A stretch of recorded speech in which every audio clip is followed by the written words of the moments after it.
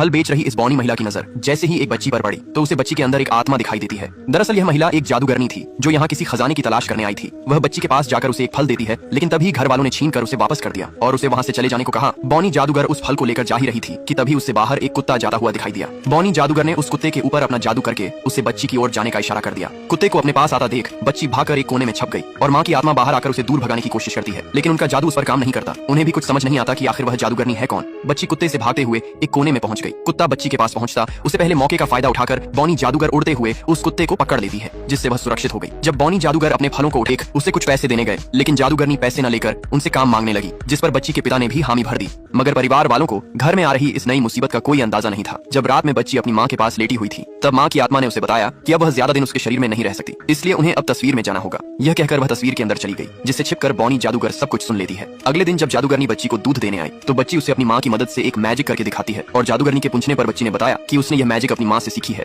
अब जादूगरनी को अपना मकसद पूरा करने के लिए पहले उसकी कुछ गोलियों की मदद से उसकी माँ की तस्वीर पर एक हार बना दिया जो काफी खूबसूरत लग रहा था, लेकिन जादूगरनी का असली मकसद तो उसकी माँ को तस्वीर में कैद करना था। माँ को भी उसके किसी खतरे का अंदाजा नहीं हुआ। जब दोनों एक साथ खेल रहे थे कि तभी दोनों के छीना झपट्टी में जादूगरनी के हाथ से एक अंगूठी गिर गई, जिससे उसका असली चेहरा उसकी माँ को दिखने लगा, जो अब तस्वीर में कैद हो चुकी थी। तस्वीर में कैद हो जाने की वजह से अब लड़की को अपनी माँ की आवाज नहीं सुनाई देती थी और वह बौनी जादूगर के साथ रहने लगी। अगले दिन जब लड़की अपने बालों को निखार रही थी कि तभी वहाँ बौनी जादूगर भी आ गई, जो लड़की को अकेला देख उस पर जादू करके उसे बेहोश कर देती है और उसे बेड देख माँ की आत्मा जादूगरनी से विनती करने लगी कि वह उसकी बेटी को छोड़ दे, लेकिन वह फूल को लेकर वहाँ से जाने लगी कि तभी उसके दादा लड़की को ढूंढते हुए आ गए और उनके पूछने पर जादूगरनी ने कहा कि वह भी बच्ची को ढूंढ रही है। पूरा परिवार लड़की को ढूंढने में लगा था। इधर जादूगरनी उस फूल को लेकर काफी खुश थी। वह उसे अपने बालों में लगाकर घर से बाहर जाने लगी। वह उसे लेकर गेट से बाहर जाती उससे पहले घर वालों ने जादूगरनी को रोक दिया और कहा कि हम लोग अपनी बच्ची को ढूंढ रहे हैं और तुम सच स्वर कर कहाँ जा रही हो। जादूगरनी के बालों में गुलाब का फूल देख एक महिला ने उसे निकालकर दूर फेंक दिया। जादूगरनी अपना सच छुपाने के लिए वह उसे सही कर देती है। सभी लोग जादूगरनी को पकड़कर उससे पूछ रहे थे कि बच्ची कहाँ है। तब तक लड़की होश में आकर अपने दादा बच्ची को चुराने आई इस जादूगरनी को जब तांत्रिक महिला ने एक फूल में कैद कर दिया था तो उससे बच्ची अपनी माँ की तस्वीर के पास रखकर खेलने चली गई कि तभी अचानक जादूगरनी को बचाने वहाँ एक गिरगिट आ जाता है, जो उस फूल को अपने मुंह में दबाकर वहाँ से उड़ गया। उसके आजाद होते ही तांत्रिक महिला को फिर से किसी खतरे का अंदाजा होने लगा। इधर वह गिरगिट उस फूल को लेकर कुछ अघोरियों के पास जा पहुंचा।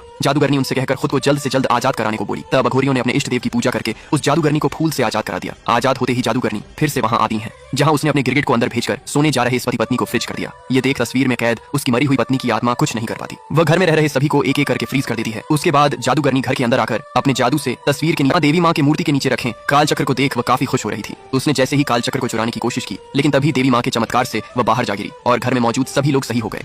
ये तांत्रिक एक नागिन को कैद करने के लिए इस बिल की मिट्टी लेकर उसे अपने पूजा स्थान पर गिरा देता है, जिसे छिपकर एक बौनी जादूगर ने देख लिया था। तांत्रिक वहाँ एक लड़की को बिठाकर नागिन को बुलाने लगा। इधर नागिन जो काल चक्र को लेने एक घर में आई थी, नागिन वहाँ रखे संदूक को खोलकर काल चक्र को लेने ही वाली थी कि तभी यहाँ तांत्रिक ने उस पर अपना तंत्र करना शुरू कर दिया, जिससे नागिन को तेज झटका लगा और वह तांत्रिक की ओर खींचती हुई जाने लगी। वह जैसे ही गेट के अंदर आई वैसे ही उसे मारने के लिए मुंह में दबा लेती है, लेकिन तभी वहाँ बहुत सारे गिरगिट आ गए और वे सभी एक विशाल गिरगिट में बदलकर उस नागिन को निगल लेते हैं, जिससे जादूगरनी अपने साथ लेकर वहाँ से चली गई। नागिन के कैद होते ही तांत्रिक उड़ते हुए दूर जा गिरा। उसे कुछ भी समझ नहीं आ रहा था, इसलिए तांत्रिक लड़की को लेकर उस बिल के पास पहुंचा, जहां उसने लड़की से लेटते हुए बिल के चारों तरफ फेरे लगाने को कहा। जब लड़की उस बिल के फेरे लगा रही थी तब तांत्रिक को उसमें नागिन की छवि नजर आने लगी, जिससे उसे पता चल गया कि अब वह नागिन किसी और के कैद में फंस चुकी है।